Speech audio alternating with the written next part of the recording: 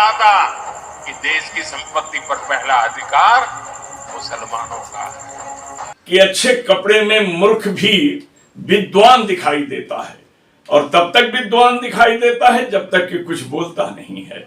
और इसके बोलचाल से पता चल गया कि ये कौन है, क्या है, कैसा है, कितना पढ़ा लिखा है, और कितना योग्य है, और कितना सहनशील है, कितना जो है मार्मिक है, कितना धार्मिक है।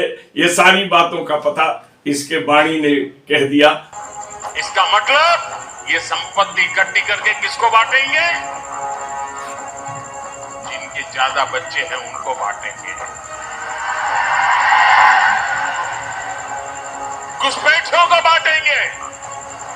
क्या आपकी मेहनत की कमाई का पैसा घुसपैठियों को दिया जाएगा? आपको मंजूर है?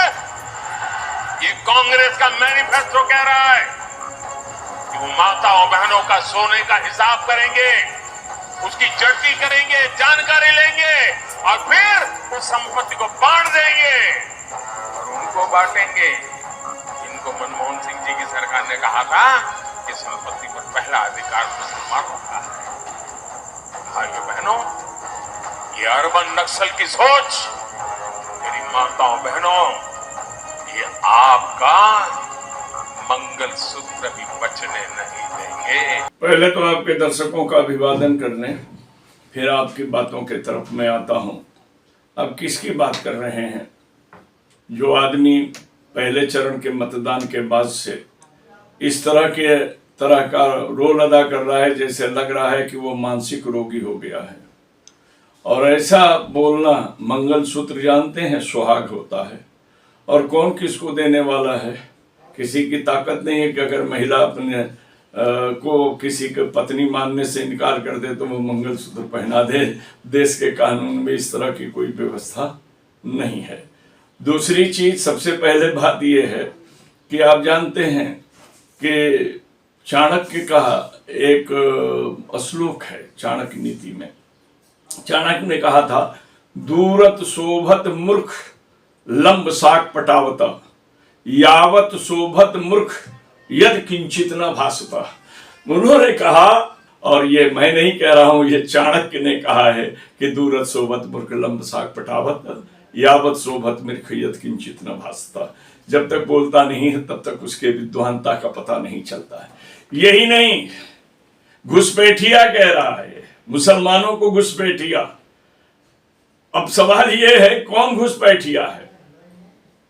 तुम तो घुसपैठियों के लिए सीएए ला रहे हो। हम तो यहां के बासिंदा हैं, नागरिक हैं। हम यहीं पैदा हुए, यहीं मिटेंगे। भारत से बाहर हमारा कुछ भी नहीं है। हमारी भारत के प्रति आस्था है, निष्ठा है। भारत में हम अपना जीवन यापन करते हैं और भारत की ही मिट्टी में हम दफन भी होते हैं। तो सवाल ये नहीं है। अब रह गया ये कि बौखलाया आदमी, पगलाया आदमी, मूर्ख आदमी की ये भाषा है, और इस भाषा पर जितना भी खेद प्रकट किया जाए कम है। अब उतनी नीचे स्तर के भाषा का उत्तर नीचे स्तर से देना ये मेरे स्वभाव में नहीं है। कौन है वो? क्या क्या बोलता है? आपने देखा है उसको? हम तो इसके बारे में बहुत पहले भी एक बार कहे थे कि ये कुछ नहीं कर सकता है। डिजिटल हो गई दुनिया सारी और किसान बना भिखारी। यह क्या जाने परिवार की पीड़ा जिसने छोड़ दी अपनी नारी। आप इसके बारे में क्या सोचेंगे? जो अपनी पत्नी का नहीं हुआ, अग्नि को साक्षी मारकर जीवन निभाने की बात करने वाला व्यक्ति, वह अग्नि देवता का सम्मान नहीं कर सका, तो ये किसका सम्मान करने वाला है? ये आप सोच लीजिए। ये बोल वचन फेंका तो उसे कह दिया कि ये जुमला है, और अब गारंटी पर आ गया है। गारंटी पर नहीं आया है, ये नौटंकी पर आ गया है। इससे बड़ा नौटंकी नहीं है। मैंने इस पे 4 पंक्तियां भी लिखी है और बड़ा साफ मैंने कहा है कि भारत का पीएम अहंकारी है, अंधभक्त समझ रहे अवतारी है। अब देश की जनता समझ चुकी है, लेकिन धीरे से कहती है ये पाखंडी जोकर और मदारी है। यह तो बारे में ये खुद अपने अपने बोल वचन से इसने अपनी मर्यादा को खत्म कर दिया है, नष्ट कर दिया है। आज जिन सामाजिक व्यक्तियों से जाकर बात कीजिए तो वो ये कह रहा है कि भारत को मोदी मुक्त बनाना चाहिए। समझिए, 14 और 24 में बड़ा अंतर आ गया है। तो ये सारी चीजों को देखकर यादव जी, मैं कुछ नहीं कहना चाहता, क्योंकि गाली का जवाब गाली नहीं होता, अश्लीलता का जवाब अश्लीलता नहीं होता, सहनशीलता ही हर चीज का एक जवाब होता है। और सहन करने में हम लोग बहुत सहन कर रहे हैं और सहन करना चाहिए। देश में शांति स्थापित करने के लिए अपनी तरफ से कोई किस्म का कोई गड़बड़ी नहीं करनी चाहिए। हमारी चुप्पी से अगर देश में शांति बनती है तो चुप रहना भी बेहतर है। पीएम कह रहे हैं कि घुसपैठिया को ये सब संपत्ति दे दिया जाएगा कांग्रेस की सरकार आई तो। ये कहने का मतलब है कि जैसे आपने बताया कि जो अंदर से आते हैं चारों तरफ से, तो वो क्या सब मुसलमान ही रहते हैं? देखिए, एक बार आप सुन लीजिएगा, उन्होंने मनमोहन की सरकार का नाम लेते लेते मुसलमान का नाम लिया। मुसलमान का नाम लेने के साथ साथ उन्होंने एक और भी बात कही, और वो बातों के बाद वो घुसपैठिया पर बदले। घुसपैठिया का पैतरा बदलने से मतलब नहीं, घुसपैठिया उसको कहते हैं जो सीमाओं के नियम का उल्लंघन करके अंदर आ जाते हैं। सीमाओं पर कौन है? बांग्लादेश है। सीमा पर कौन है? म्यांमार है। सीमा पर कौन है? चीन है।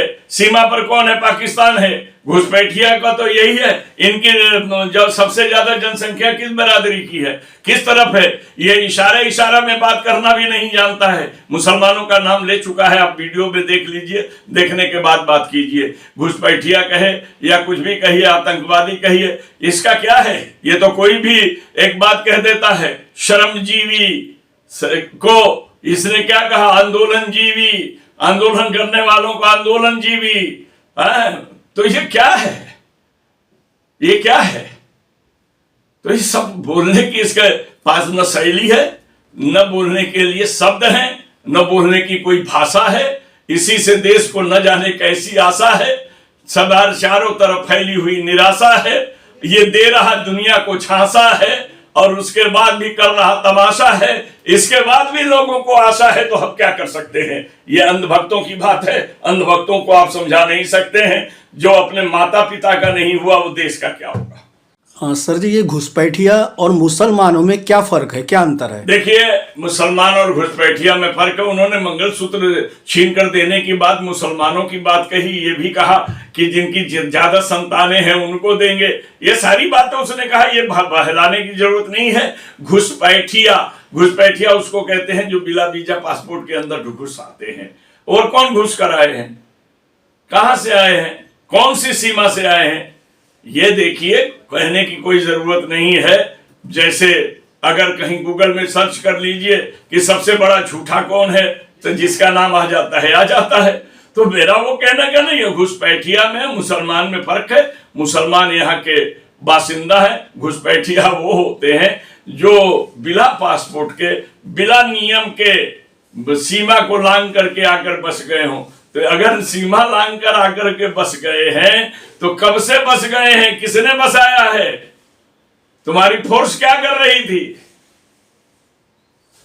ये शब्दों का हेर फेर करने से कुछ नहीं होता। यादव जी वो कुछ भी कहें, उसका तो अकल नाम की चीज तो है नहीं। वो आदमी कहता है कि कपड़े से पहचाने जाते हैं। कपड़ा क्या है? आप किसको कपड़े से पहचानने की बात कहे? हमारे यहां आदमी को व्यवहार से पहचानने की बात करें तो ठीक है। आप कपड़ों से पहचान रहे हैं, दाढ़ी से पहचान करके पुलिस वाले गोली मार दे रहे हैं, नमाज पढ़ने वाले को जूता मार रहे हैं। इतनी बड़ी अराजकता किसी शासन में नहीं था। मणिपुर में औरतों को नंगे करके मारा जा रहा है। बोलने की शैली नहीं है, बोलने की ताकत नहीं है, जाने की हिम्मत नहीं है, और देश का प्रधानमंत्री है और कहने के लिए 56 इंच की छाती है। अरे ये मोदी नहीं मुनादी है, झूठ बोलने का आदी है। इसके चक्कर में आए हो, भारत की बर्बादी है। ये देश को बर्बाद करेगा, देश की सभ्यता को बर्बाद करेगा, देश की एकता को खंडित करेगा, देश की मानवता को कलंकित करेगा, देश के भाईचारा को उखाड़ कर फेंकने वाला व्यक्ति है। क्योंकि जिसका कोई परिवार नहीं, वो दूसरे के परिवार को हंसते बोलते देखना पसंद ही नहीं कर सकता है। इसलिए ये तो इसकी क्रियाकलापों से साबित होता है, कहने की आवश्यकता नहीं है।